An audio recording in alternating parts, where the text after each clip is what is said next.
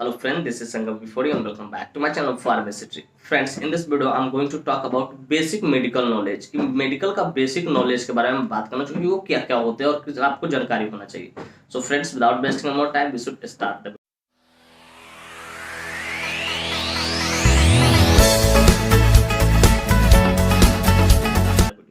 Friends, video को शुरू करने से पहले कुछ बातें मैं यहाँ पे शेयर करना चाहूंगा जो कि आपके लिए बहुत ज्यादा इंपॉर्टेंट है. फ्रेंड्स, मैंने बहुत सारे ऐसे वीडियो बना रखे जो कि आपकी मेडिकल की जानकारी बहुत ज्यादा इनहांस कर देगी. फ्रेंड्स, वाकई में अपनी मेडिकल की जानकारी को इनहांस करना चाहते हैं तो कुछ वीडियो का लिंक मैंने आई बटन में दे रखा है, आप जल्दी से जाइए वहां क्लिक कीजिए और अपनी मेडिकल की जानकारी को और ज्यादा इनहांस कीजिए. तो फ्रेंड्स, चलिए वीडियो की शुरुआत करते हैं. फ्रेंड्स, आज का हमारा टॉपिक है बेसिक मेडिकल नॉलेज.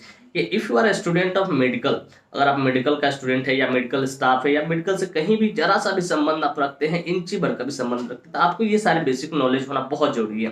तो फ्रेंड्स, बेसिक नॉलेज के अंतर्गत मैं इन 4 चीजों को रखता हूँ: BP, pulse, saturated oxygen, SpO2 आपने देखा होगा मॉनिटर में, ठीक है. फिर कहता है टेम्परेचर, मतलब फीवर. ये 4 चीजों का आपको बेसिक नॉलेज होना बहुत ज्यादा जरूरी है कि कितना रहेगा तो क्या समझेगा. तो फ्रेंड्स, बेसिकली जो भी डॉक्टर्स वगैरह होते हैं वो अपने पहले ही लिखेंगे बीपी, पल्स, SpO2 और टेम्परेचर, ऐसा करके ये लिखते हैं. आप प्रिस्क्रिप्शन पे देखिएगा, आपको देखने को मिल जाएगा. तो friends, let us talk about पहले बीपी. कि सबसे पहले हम लोग फर्स्ट में बात करेंगे बीपी कितना से कितना होना चाहिए, कितना से कितना रहेगा तो बढ़ा रहेगा घटा रहेगा, इस बारे में. और उस पर बीपी का मेडिसिन स्पेशली चाहिए, कितना से कितना रहेगा तो कौन सा मेडिसिन है, तो उस पर मैं अलग से वीडियो बना दूंगा. अगर आप कमेंट करेंगे तब इस बात को याद रखिएगा. तो फ्रेंड्स, सबसे पहले हम लोग समझते हैं बीपी. बीपी होता क्या है, जिसको बीपी का पूरा नाम ब्लड प्रेशर होता है. ब्लड प्रेशर जो होता है वो क्या, हमारा जो ब्लड वेसल होता है, एक आउटर वॉल होता है, उसका एक इनर वॉल होता है. तो जो आउटर वॉल और इनर वॉल पे जो प्रेशर बनता है, ठीक है, उसको हम लोग क्या बोलते हैं, ब्लड प्रेशर बोलते हैं.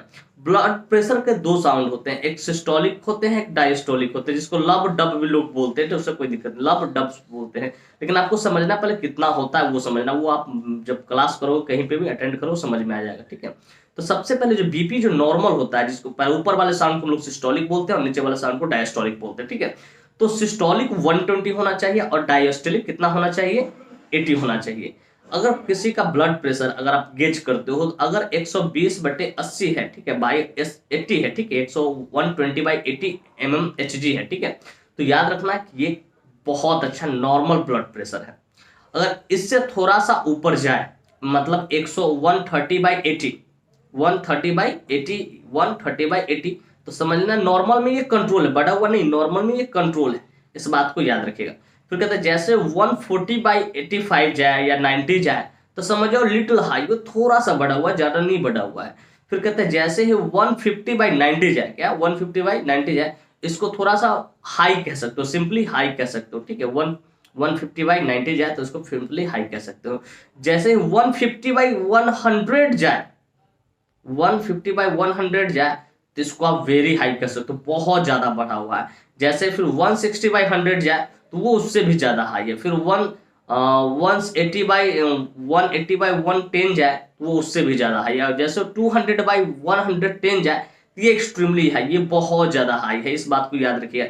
इन सारे जो हाई बीपी होते हैं तो उसमें आपको दवा चलता है, उसके अकॉर्डिंग चलता है. हम लोग से 5 mg, हम लोग से 10 mg, या फिर आपको डाइटोर भी चलता है, लैसिलैक्टोन भी चलता है. वो सिचुएशन के ऊपर डिपेंड करता है, उसके समय कितना बीपी रहेगा तो कितना गेज करने के बाद कितना आएगा तो कितना आपको कौन सा मेडिसिन देना, वो मैं अलग से कभी वीडियो बना दूंगा. वो आप मुझे कमेंट करना कि सर इतना बाई इतना बीपी रहेगा तो कौन सा मेडिसिन देना, मैं उस पर अलग से वीडियो बना दूंगा.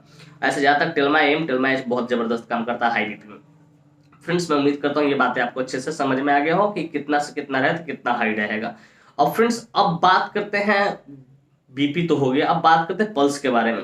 हमारा जो पल्स होता है, जिसको यहाँ से हम लोग गेज करते हैं, ठीक है, पल्स जो होता है 1 मिनट में, पल्स और हार्ट बीट ऑलमोस्ट सेम होता है, ठीक है, 1 मिनट में 72 बार धड़कता है, 70 से लेकर 72 बार धड़कता है. या और जो फीमेल होती है उसमें 72 से 80 बार धड़कता है, ऐसा करके होता है. फीमेल में ज्यादा धड़कता है, इस बात को याद रखिएगा.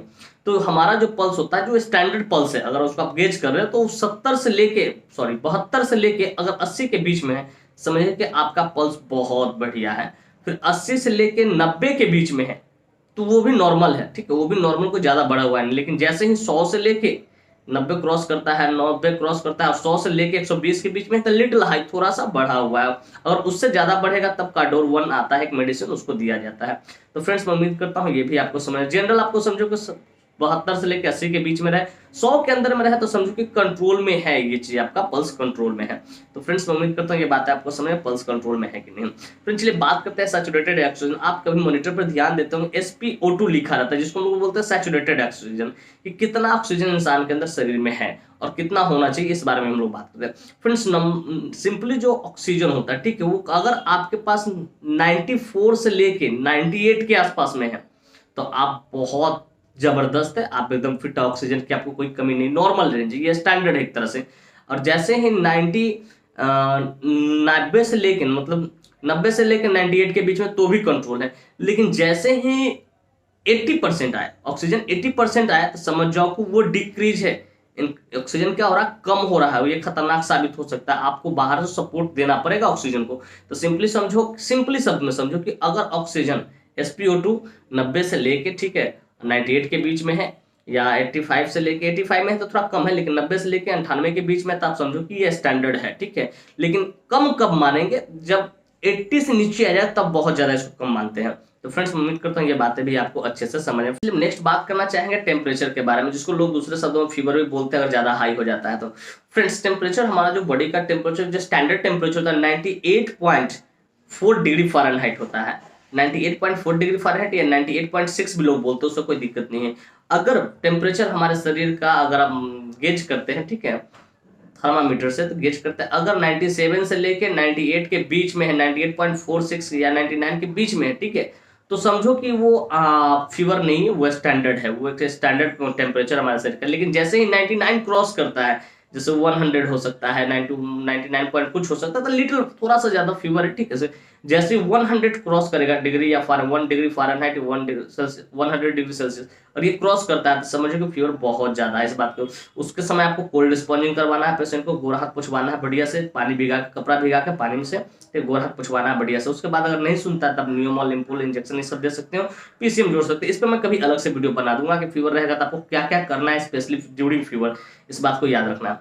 तो फ्रेंड्स मैं उम्मीद करता हूँ ये चारों जो बेसिक नॉलेज है आपको अच्छे समझ में आया, BP, पल्स, SpO2 और टेम्परेचर, ये क्या होता है और क्यों जरूरी है समझना आपके लिए। फ्रेंड्स मैं उम्मीद करता हूँ वीडियो काफी इन्फॉर्मेटिव, काफी इंटरेस्टिंग, काफी जबरदस्त, और मेरे इस वीडियो से आपको कुछ ना कुछ सीखने को जरूर मिले। Friends if you find this video informative and interesting, hit the like button, subscribe my channel, don't forget to share with your medical friends and common friends. Thank you for watching this video. Bye bye, take care, फिर मिलते हैं next video, तब तक के लिए स्वस्थ रहिए, मस्त रहिए, ख्याल रखिए अपना और अपने परिवार का।